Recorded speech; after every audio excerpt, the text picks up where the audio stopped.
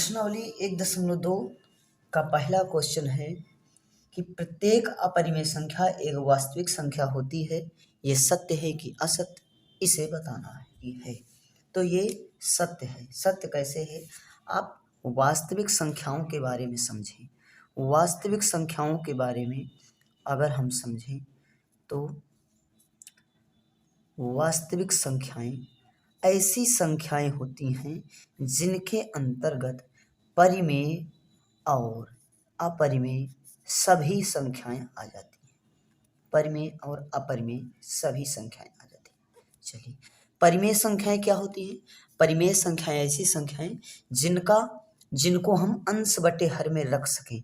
जैसे 2 लिखा है, 3 लिखा है, इनके बटे में कुछ भी लगा दें तो ये परिमेय बन जाती हैं।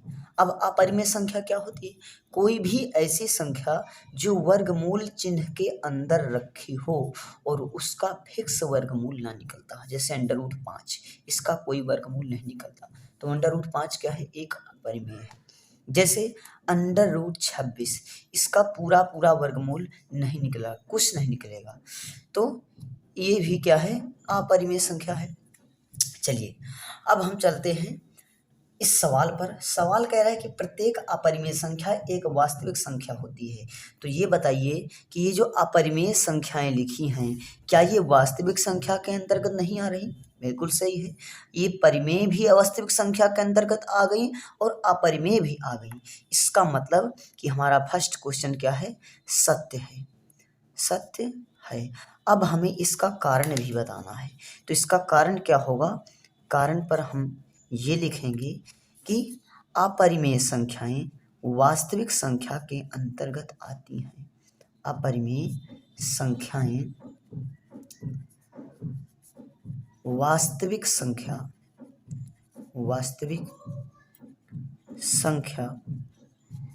के अंतर्गत आती हैं। अतः यह पहला क्वेश्चन हमारा पहला सही है। चलिए, अब बात करते हैं सेकंड नंबर क्वेश्चन की। सेकंड नंबर क्वेश्चन कह रहा है कि संख्या रेखा का प्रत्येक बिंदु √m के रूप का होता है। यहाँ √m का मतलब है कि ऐसी कोई भी संख्या जो वर्गमूल चिन्ह के अंदर रख दी जाती हो, क्या उसे आप संख्या रेखा पर प्रदर्शित करते हैं? ये देखिए, एक रेखा होती है, उस रेखा में संख्याएं लिखी होती हैं, तो वो संख्या रेखा बन जाती है।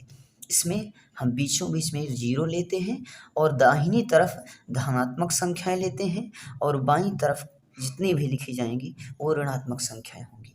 जैसे 1, 2, 3, इसी तरह आगे यहाँ -1, -2, -3, इस तरह आगे बढ़ता चला जाएगा। तो इस संख्या रेखा में आप या तो इस तरह की पूर्ण संख्याओं को लिखते हो, पूर्णांकों को लिखते हो, और या फिर परिमेय संख्याओं को भी लिखा जाता है इसके अंतर्गत। इसके बटे में सबके 1 लगा दीजिए, बोलो परिमेय संख्या बन गई, सब परिमेय संख्या बन गई। इसका मतलब हम संख्या रेखा में परिमेय को लिख सकते हैं, पूर्णांकों को लिख सकते हैं, पूर्ण संख्याओं को लिख सकते हैं, लेकिन ऐसी किसी भी संख्या को नहीं लिखते जिसमें अंडर रूट लगा हो। इसलिए ये दूसरा नंबर का हमारा असत्य होता है, असत्य है। अब इसका कारण क्या है? तो कारण में हम ये लिख देंगे, कारण में हम लिखेंगे कि संख्या रेखा पर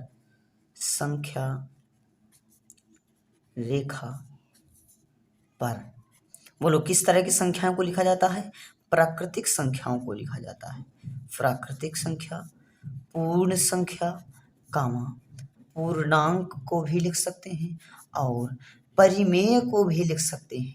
परिमेय को भी लिख सकते हैं। संख्या रेखा पर प्राकृतिक, पूर्ण, पूर्णांक, परिमेय संख्याएं लिखी जाती हैं या होती हैं या प्रदर्शित की जाती हैं, परंतु वर्गमूल की कोई भी संख्या नहीं होती है।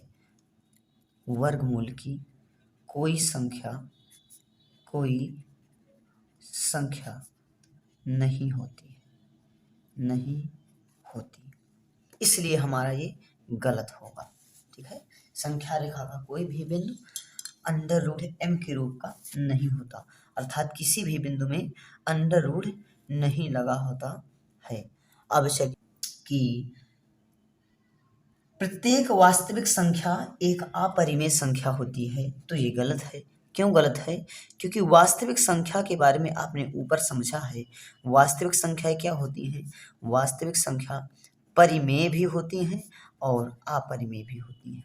लेकिन ये क्वेश्चन कह रहा है कि प्रत्येक वास्तविक संख्या एक अपरिमेय संख्या होती है, यानी जो वास्तविक संख्या होती है ये केवल अपरिमेय होती है। ये प्रश्न ऐसा कह रहा है, तो ये गलत है। क्यों गलत है?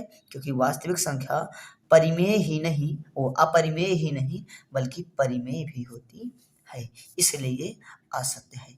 इसके कारण पर हम लिख देंगे कि वास्तविक संख्या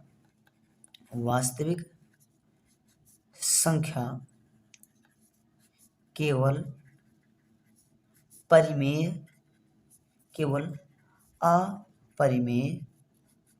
नहीं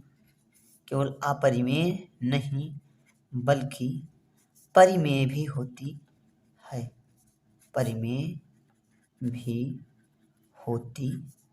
है, अतः ये वाला हमारा असत्य है। अब चलते हैं प्रश्न नंबर दूसरा। ये पहले प्रश्न का फर्स्ट सेकंड थर्ड चल रहा था, अब दूसरे प्रश्न पर आते हैं। दूसरा प्रश्न कह रहा कि क्या सभी धनात्मक पूर्णांकों के वर्गमूल अपरिमेय होते हैं, और यदि ऐसा नहीं होता तो एक ऐसी संख्या के वर्गमूल का उदाहरण दीजिए जो कि परिमेय हो अर्थात अपरिमेय ना हो। चलिए हम किसी भी संख्या के वर्गमूल निकालते हैं।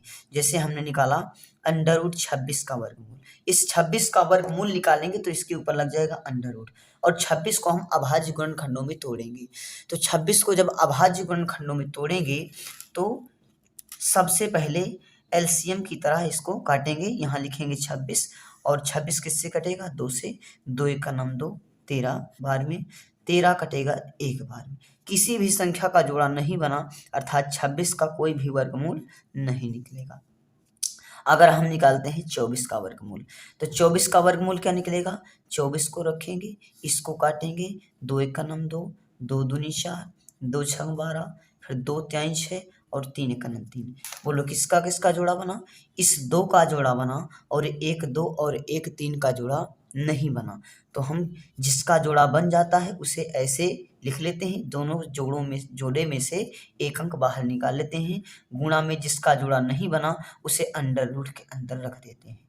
2 गुणे 3, बोलो 2 गुणे अंडर रूट 6, या इसी को 2 रूट 6 पढ़ सकते हो, अर्थात 24 का वर्गमूल क्या निकला? 2 रूट 6, जो कि अपरिमेय है। क्यों? ये जो अंडर रूट लगा है 6 में, इस 6 का फिक्स वर्गमूल नहीं निकल रहा, तो 6 क्या है? अपरिमेय है। 6 अपरिमेय है और 2 इसके गुणा में लिखा है, तो ये पूरा मिलकर के अपरिमेय बन गया। तो इसका मतलब इस 24 का वर्गमूल क्या निकला?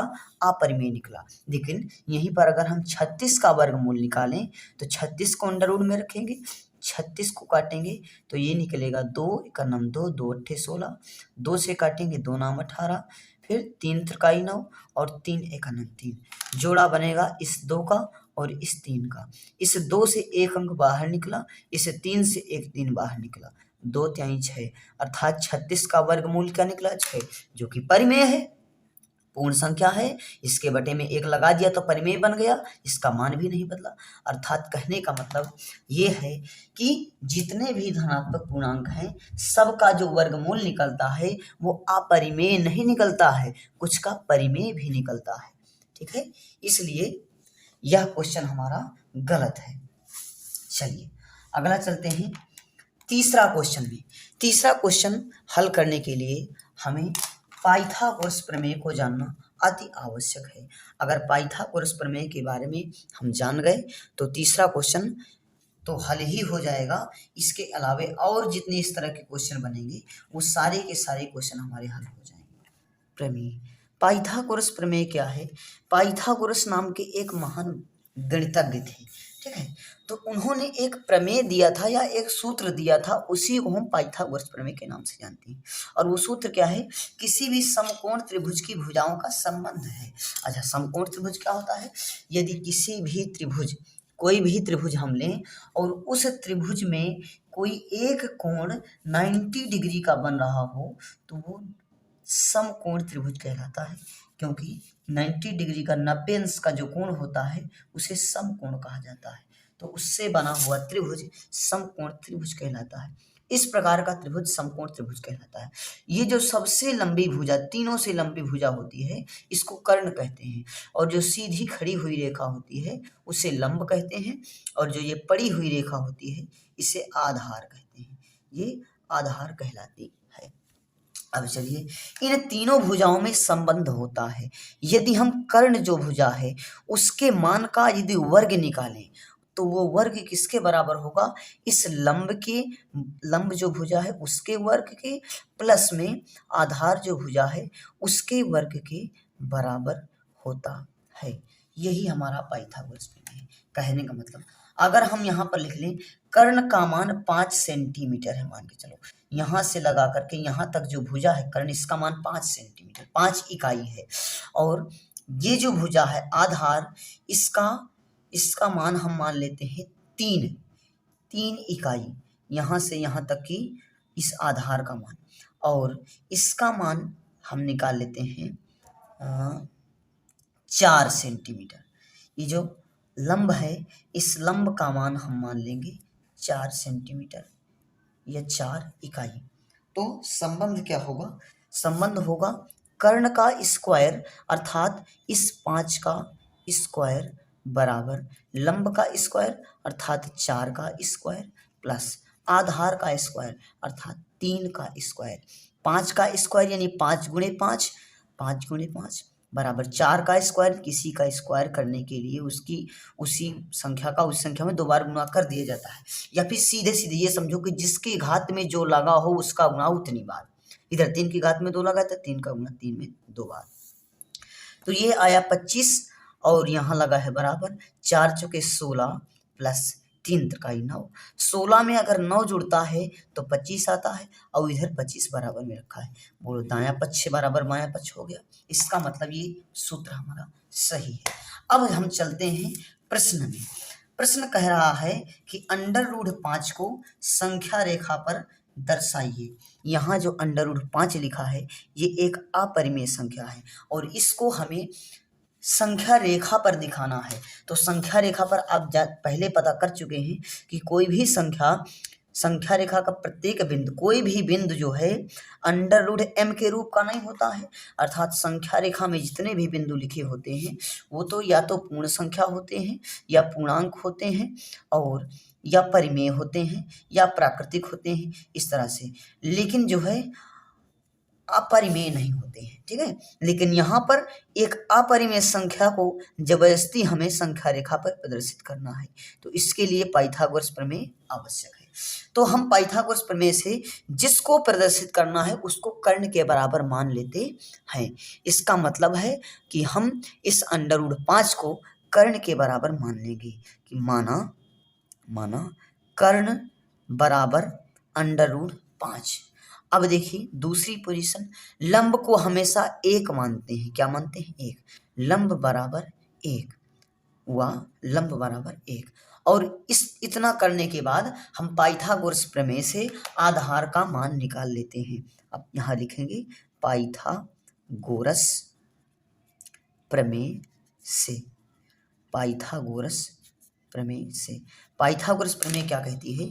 कर्ण का स्क्वायर बराबर लंब का स्क्वायर प्लस आधार का स्क्वायर। चलिए, यदि हम कर्ण को क्या माने हैं? 5, तो √5 माने हैं तो √5 लिख देंगे कर्ण की जगह। अब इसका करेंगे स्क्वायर बराबर लंब का मान 1 है तो 1 का स्क्वायर प्लस आधार का मान हमें ज्ञात करना है तो आधार की जगह कुछ नहीं रखेंगे। इस √5 का गुणा √5 से होगा तो √25 आ जाएगा बराबर 1 का गुणा 1 से होगा तो 1 और आधार का स्क्वायर वैसे ही रखा रहेगा। ये 25 से बाहर निकलेगा 5। देखो 25 के ऊपर अंडर रूट लगा है, इसका मतलब 25 का वर्गमूल निकालना है और 25 का वर्गमूल क्या निकलेगा, 5 निकलेगा, बराबर 1 प्लस का आधार का स्क्वायर। अब हमें आधार ज्ञात करना है, इसलिए इस 1 को इधर ले आएंगे तो इधर लिखा है 5 और ये 1 इधर प्लस का था तो इधर आ गया माइनस का 1 और बराबर में उधर केवल और केवल आधार का स्क्वायर बचा। 5 में 1 गया तो 4 बराबर में आधार का स्क्वायर। अब देखिए जिस प्रकार से कोई भी संख्या बराबर की इधर उधर जाती है तो अपना चिन्ह बदल देती है, उसी प्रकार से अगर ये वर्ग बराबर के इस तरफ आता है तो वर्गमूल में बदल जाएगा और यदि वर्गमूल बराबर के इस तरफ आता है तो वर्ग में बदल जाएगा। इसका मतलब इधर स्क्वायर लगा है, ये वर्ग है तो इधर अंडर रूट लग जाएगा। अगर हम इधर से स्क्वायर हटा दें तो इधर लिखेंगे केवल आधार, आधार लिखेंगे क्योंकि हमें आधार का मान निकालना, आधार स्क्वायर का मान थोड़े निकालना है। तो इस 4 में लग जाएगा वर्गमूल का चिन्ह। अब 4 का वर्गमूल क्या होगा, तो 4 का वर्गमूल 2 होगा और बराबर में आधार। इसका मतलब कि आधार का मान क्या निकल आया हमारा, 2।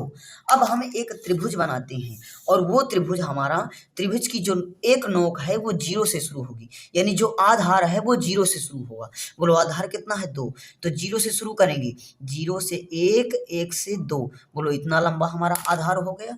एक समकोण त्रिभुज यहाँ बना रहे हैं हम, ये इतना लंबा आधार हो गया। लंब का मान क्या था, 1, तो यहाँ से यहाँ तक की लंबाई हम लंब मान लेंगे, ऊपर चढ़ा कर, लंब सीधा होता है ना ऊपर को, ऐसा यहाँ तक हमारा ये लंब हो गया। अब जो कर्ण होता है वो यहाँ से यहाँ तक का मिला देंगे तो अपने आप उतनी ही लंबाई का √5 लंबाई का हमारा कर्ण निकल आएगा। ये हुआ हमारा कर्ण, इसका मान है √5। यहाँ से लगा करके यहाँ तक की लंबाई, यहाँ से लगा करके यहाँ तक की लंबाई का मान है 1 और यहाँ से लगाकर यहाँ तक की जो लंबाई है उसका मान है 2 इकाई। चलिए हमें √5 को प्रदर्शित करना है संख्या रेखा में, इसलिए हम √5 के बराबर लंबाई नाप लेंगे प्रकार से। बोलो यहाँ से लगा करके यहाँ तक की जो लंबाई है ये √5 के बराबर है, ये लंबाई ये √5 के बराबर है। अब हमें √5 को देखना कि संख्या रेखा पर कहाँ पर है √5, तो एक नोक हम रखेंगे 0 पर और जहाँ पर ये चाप हमारा काटेगा वही बिंदु होगा √5 का। तो ये बिंदु हुआ हमारा √5 का। यहाँ ऐसे एक तीर का निशान लगाएंगे और यहाँ पर लिख देंगे √5। अब इस प्रकार के कितने भी क्वेश्चन हो आप हल कर लेंगे, यहाँ से आपकी प्रश्नावली खत्म होती है।